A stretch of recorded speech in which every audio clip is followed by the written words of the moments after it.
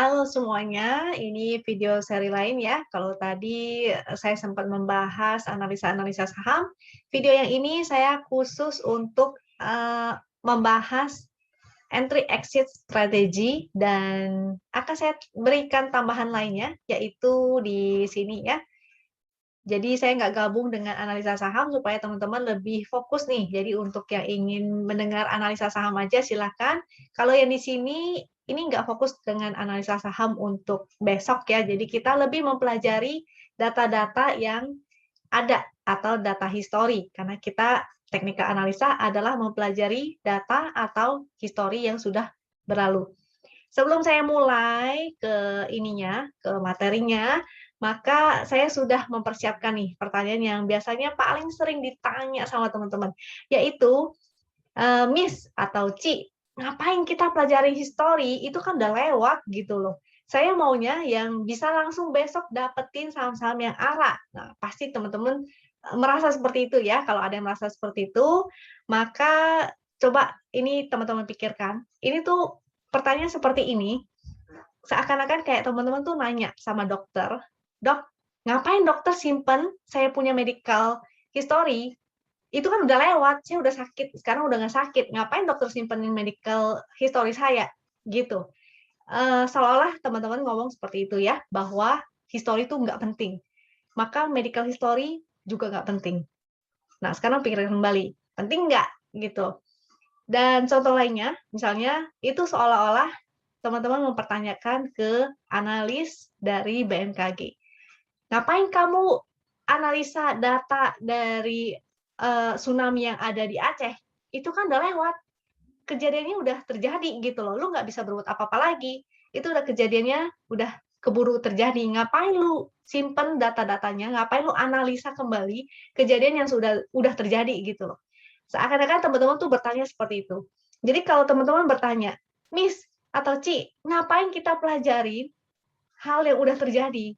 Kejadiannya, sinyalnya tuh udah lewat, ngapain kita pelajari?" Seakan-akan pertanyaannya seperti itu. Karena yang namanya technical analisa dan semua jenis analisa ya, analisa apapun itu mengandalkan data. Data itu apa? Data ya history, udah kejadian gitu, udah lewat. Bahkan untuk, misalnya, analisa-analisa penyakit lainnya lah, semua yang berhubungan dengan analisa selalu berhubungan dengan data historical yang sudah terjadi. Jadi kita harus mempelajari itu ya. Jadi simpan pertanyaan itu, harusnya teman-teman sudah tahu dari jawaban saya ini. Kita akan saya akan share, oke, saya akan share dulu. Aduh, ini ada ini lagi.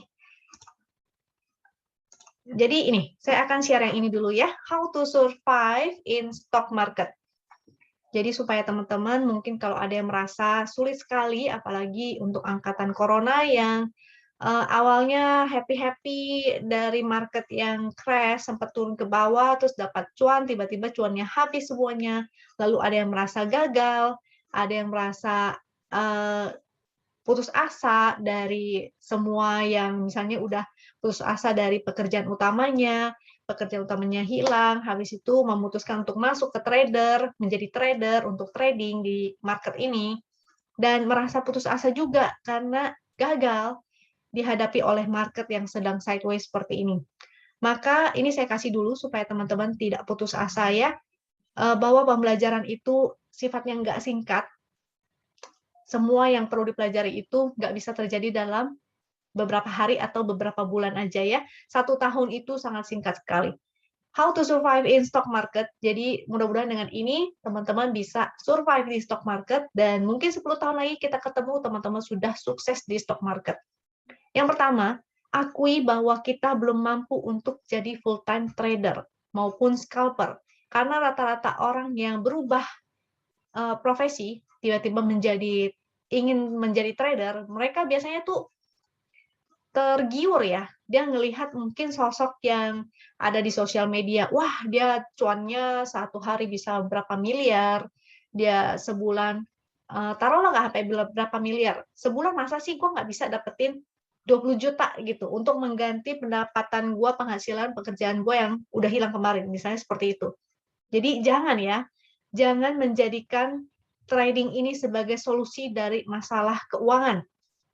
Nah, jadi yang pertama harus kita akui dulu ya, akui dulu kesalahan yang ada, problem yang ada, sehingga kita bisa memperbaikinya. Kita belum bisa jadi full-time trader, maka jangan mengharapkan trading sebagai penghasilan utama. Kita anggap sebagai bonus aja, atau kita anggap trading ini sebagai kuliahnya kita. Kita anggap kita lagi kuliah di stock market. Kita perlu modal, bayar kuliah, jadi gunakan uang dingin. Anggap aja uang untuk membayar kuliah kita di stock market. Fokuslah pada pekerjaan utama kita. Jadi kita nggak dikejar-kejar target untuk bisa isi perut setiap hari dan merasa stres saat market bearish ataupun sideway. Kalau lagi sideway kan teman-teman otomatis kayak di PHP ya, begitu naik nggak dijual, tahu-tahu turun lagi dan merasa, aduh cuan tadinya gua cuan jadinya kosong lagi, jadi bocon gitu. Jadinya habis udah profitnya semuanya. Seperti itu. Jadi jangan ya sampai teman-teman menganggap bahwa trading di stock market adalah jawaban untuk problem keuangan Anda. Itu tidak benar. Perbaiki dulu masalah keuangan Anda, baru teman-teman memutuskan untuk belajar trading. Yang kedua, disiplin with your trading system dan trading plan. Misalnya untuk member yang menggunakan tools atau trading system, wisdom and invest. Disiplin, jadi jangan nego-nego, ini bolehlah, supportnya tembus, aduh nggak apa-apa lah gitu ya.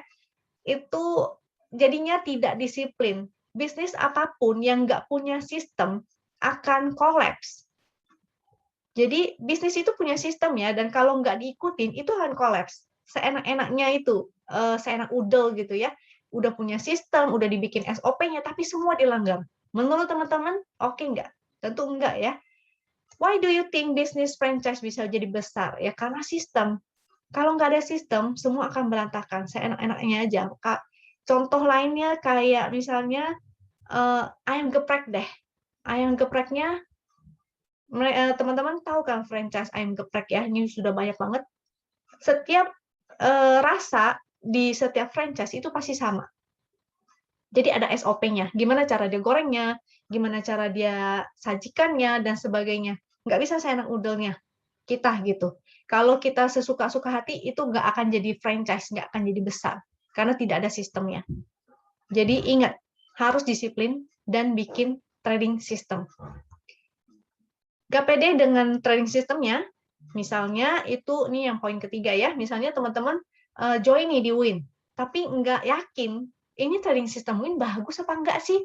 Backtesting dulu dong, kita baca secara historikalnya. Yang tadi saya bilang, bahwa data historical itu sangat penting sekali. Jadi dicek, kira-kira kalau sinyal entry-nya di sini, ini benar nggak? Berapa banyak kejadiannya yang benar? Gitu ya, nggak cuma 1 kali, 2 kali, tapi berkali-kali dan konsisten. Jadi yang namanya trading system itu kalau baru gagal 1 kali, itu bukan berarti gagal. Bisa aja kita yang salah ya.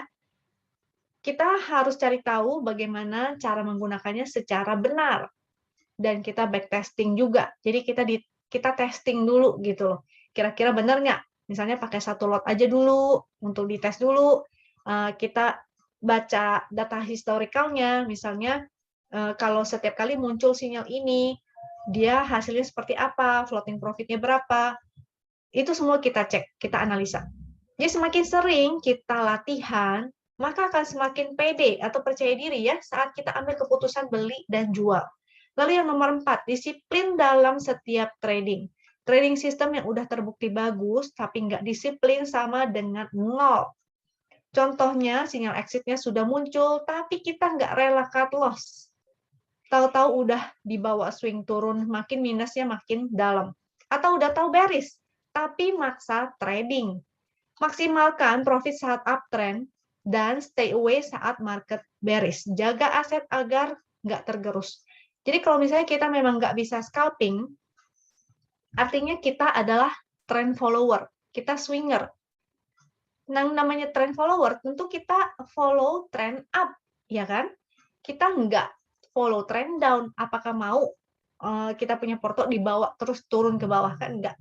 Jadi kita follow the trend. Trend is our friend ya. Lalu yang kelima adalah sabar. Sabar ya. Paling susah ini karena menyangkut dengan psikologis. Seringkali menunggu sinyal entry itu sangat membosankan. Trading tuh jadi kayak kecanduan. Kalau nggak trading hari ini rasanya gimana gitu. Tangannya gatal gitu ya, pengen pencet buy gitu.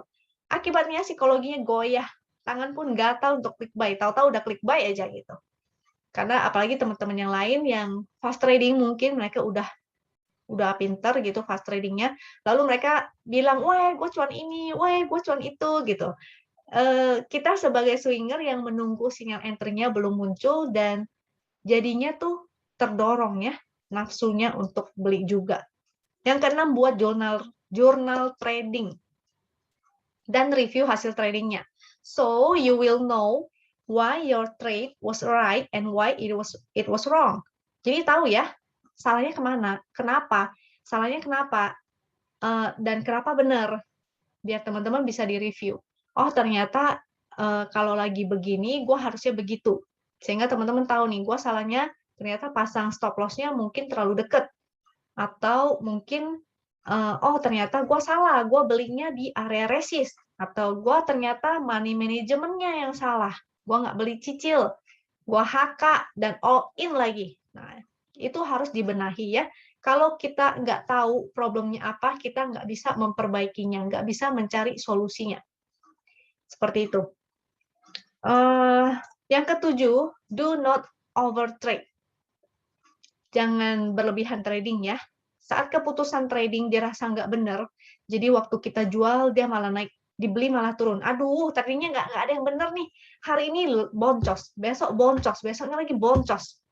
Saatnya stop trading, jadi stop dulu, jangan take action apa-apa, dan review what went wrong. Gue kenapa?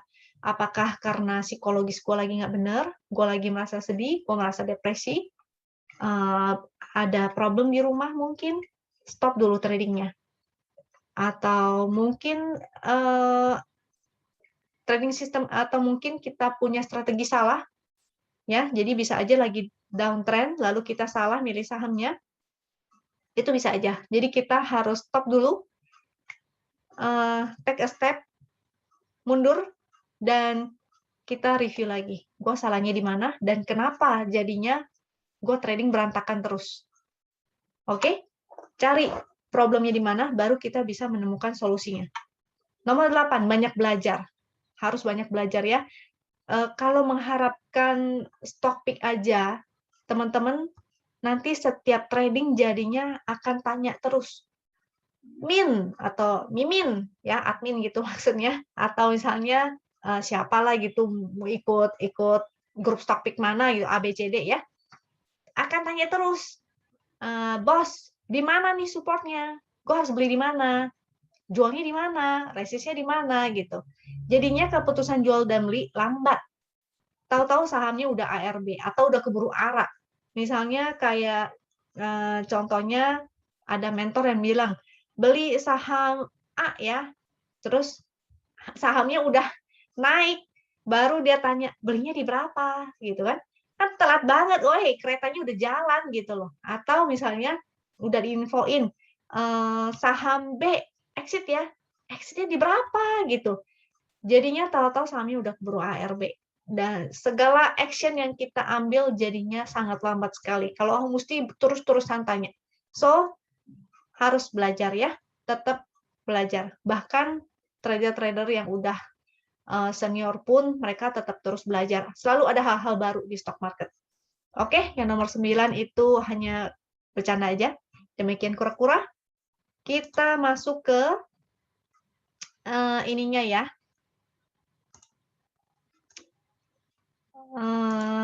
Wait, kita masuk ke, kalau tadi hanya itu udah selesai. Semoga teman-teman bisa survive di stock market ini. Kita masuk ke entry exit strategy. Yang pertama yaitu tentukan trennya. Karena trend is our friend ya. Jadi kita harus tentukan trennya. Uptrend, tren kan cuma ada 3. Uptrend, sideways, atau downtrend. Jadi sini, uptrend, sideways, atau downtrend. Kalau uptrend, maka kita follow the trend. Kita bisa swing.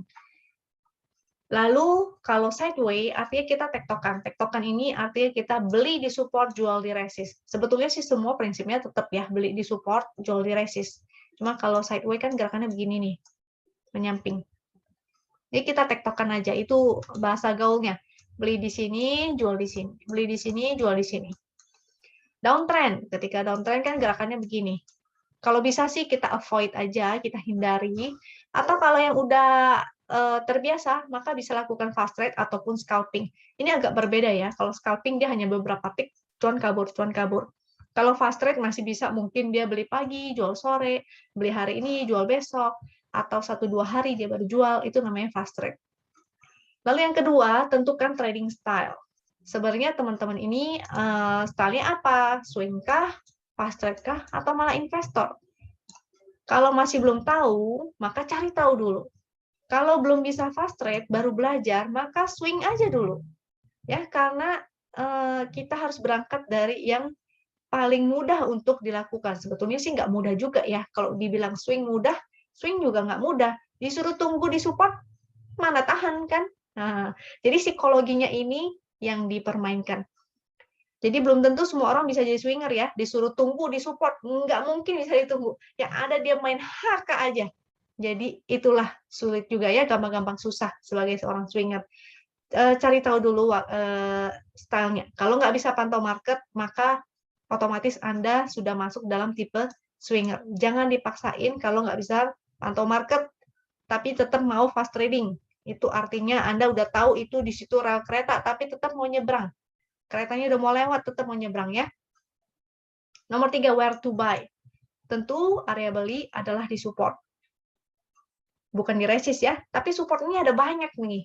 Jadi ada support horizontal, ada support trend, ada support dinamis. Belum lagi time frame-nya nih. Time frame-nya itu bisa time frame 5 menit, time frame hourly, dan daily.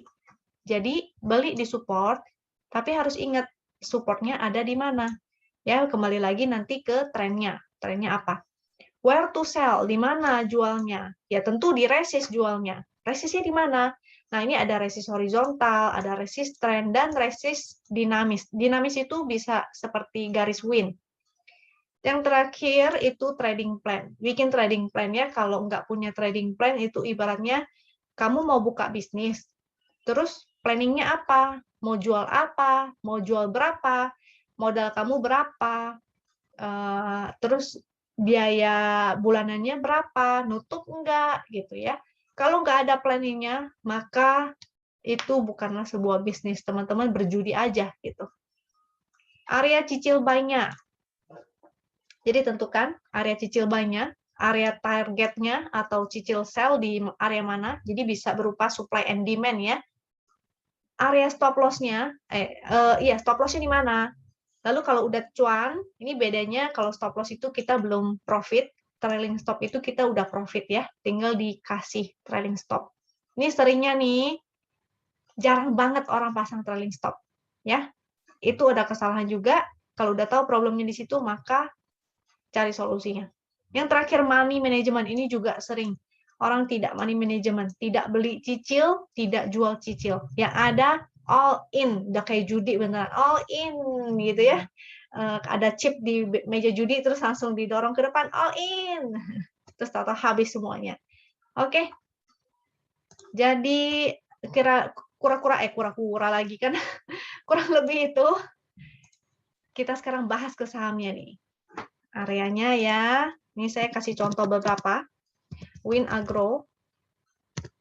Ini contoh, bukan stock pick ataupun kita analisa besok bagaimana. Enggak ya, kita nggak bicara besok bagaimana. Kita bicara histori yang sudah lewat.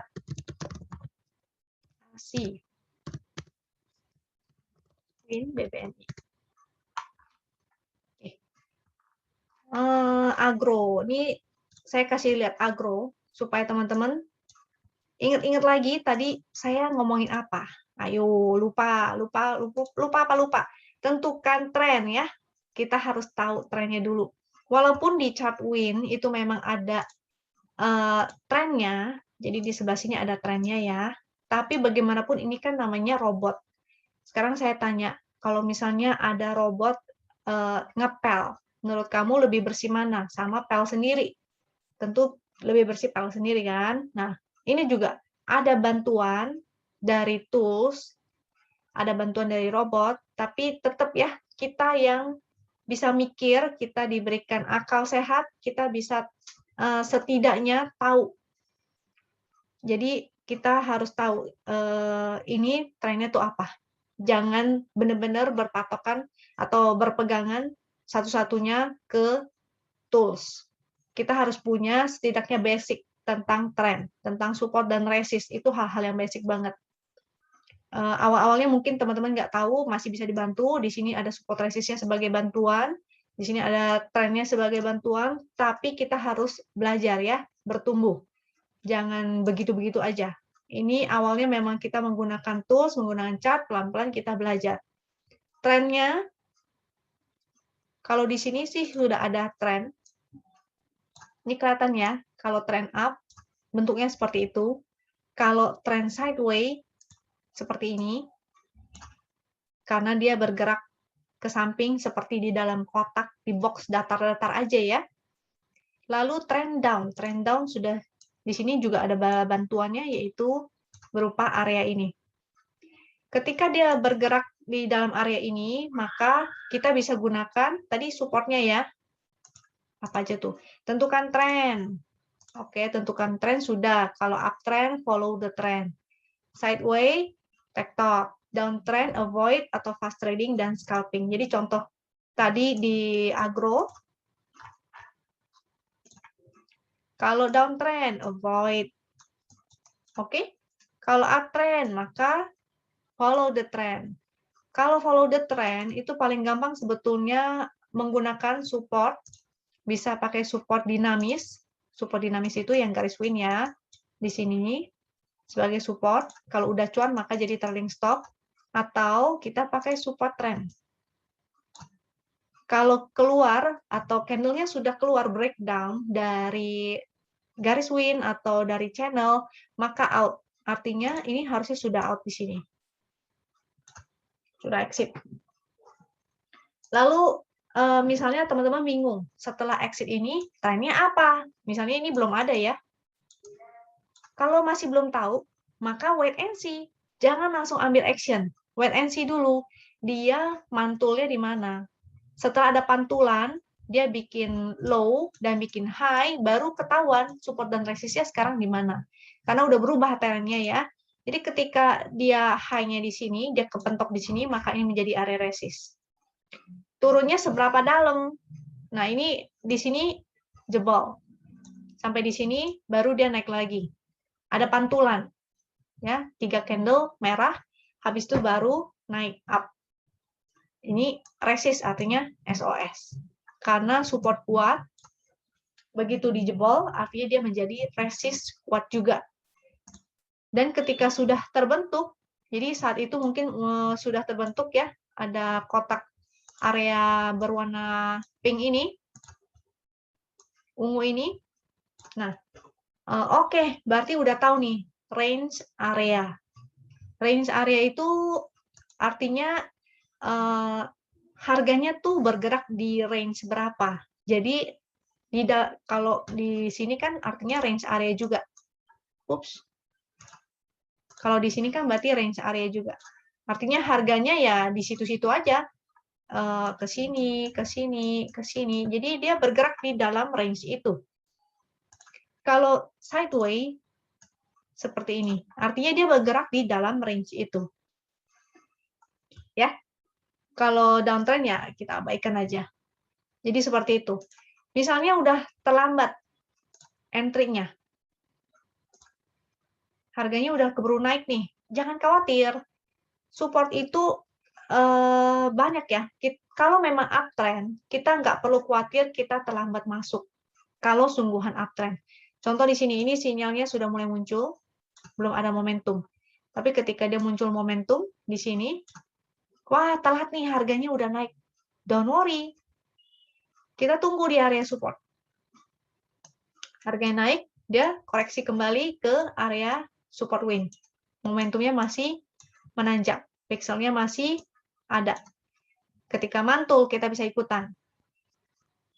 Jadi di situ ya strategi untuk entry-nya.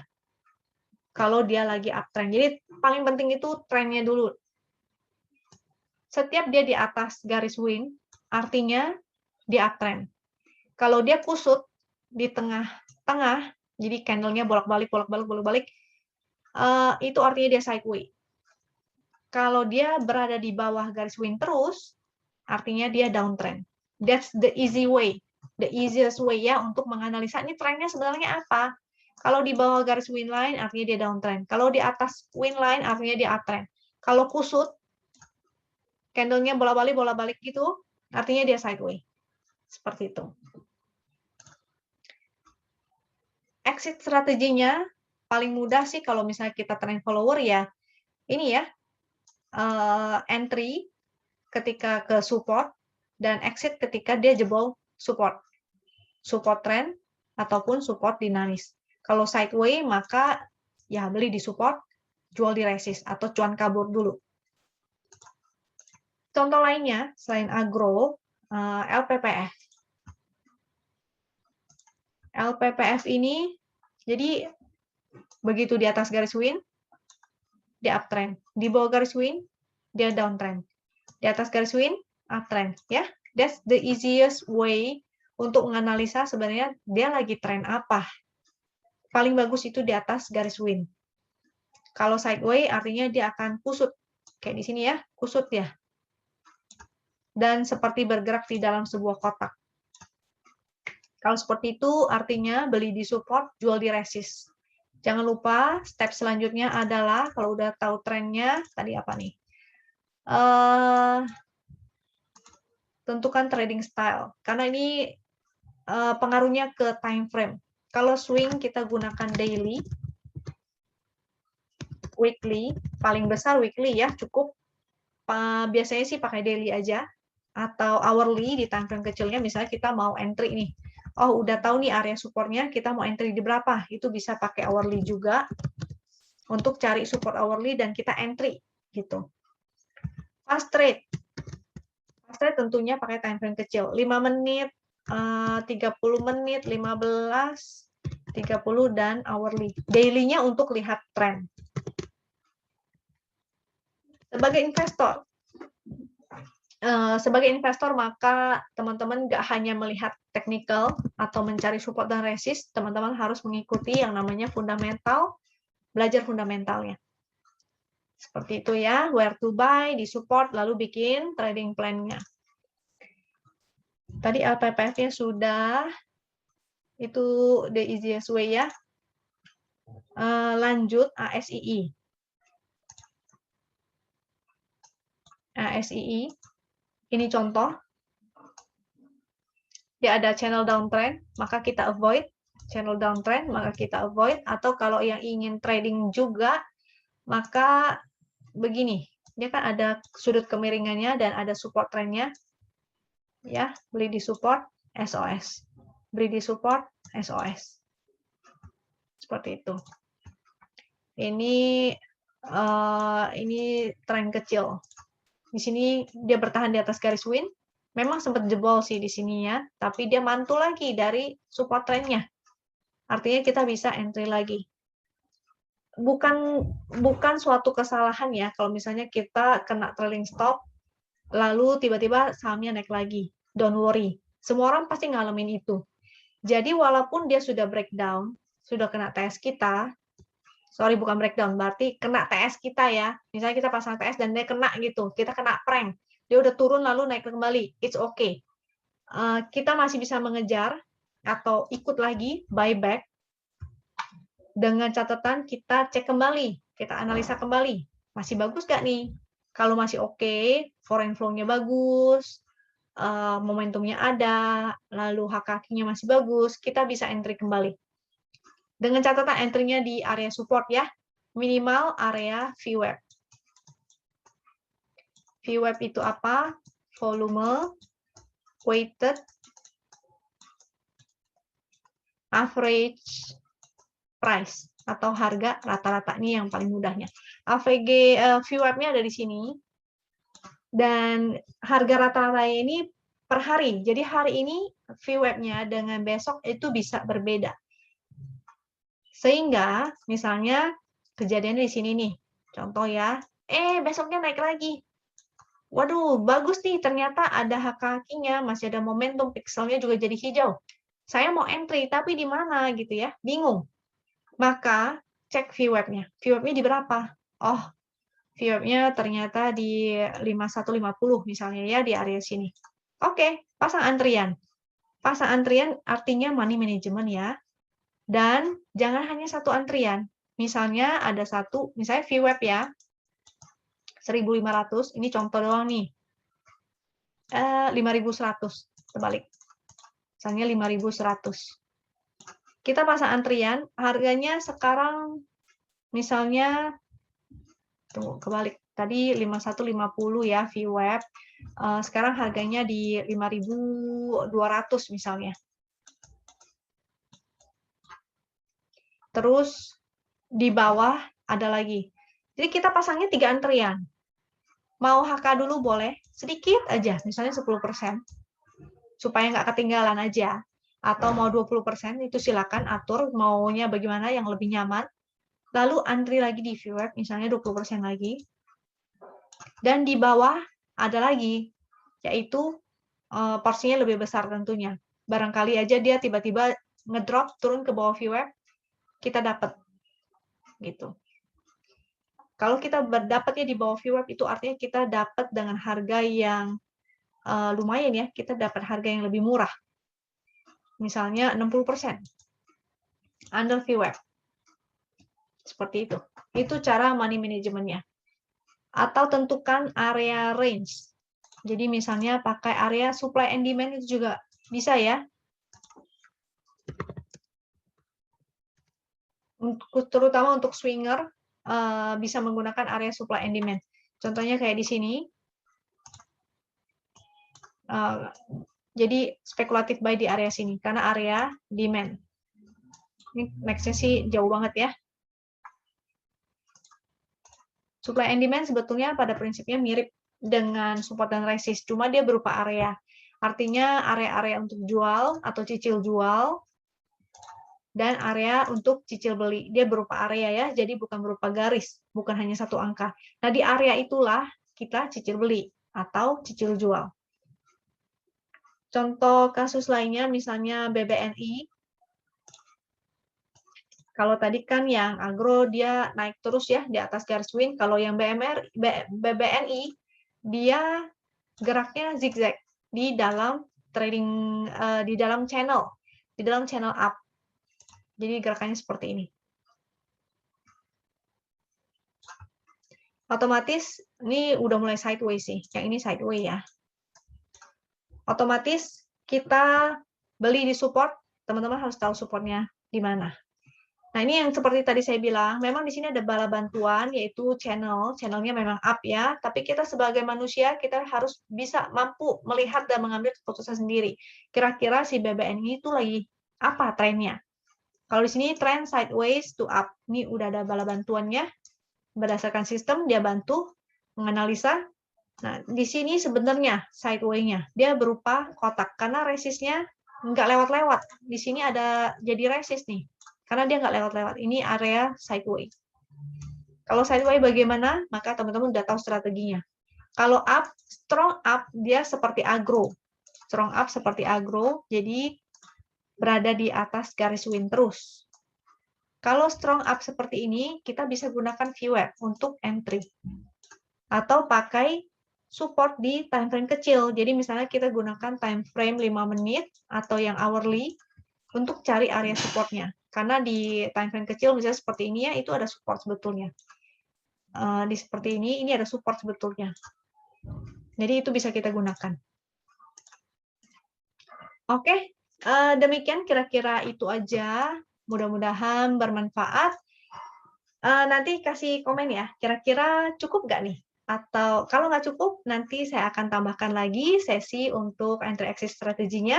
Kalau ada kritik dan saran, maka silakan ya.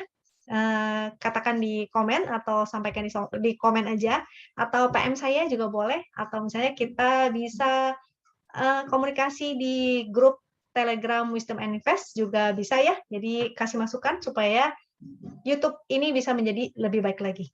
Oke, sampai jumpa di video berikutnya. Semoga bermanfaat. Jangan lupa klik tombol like dan share. Thank you.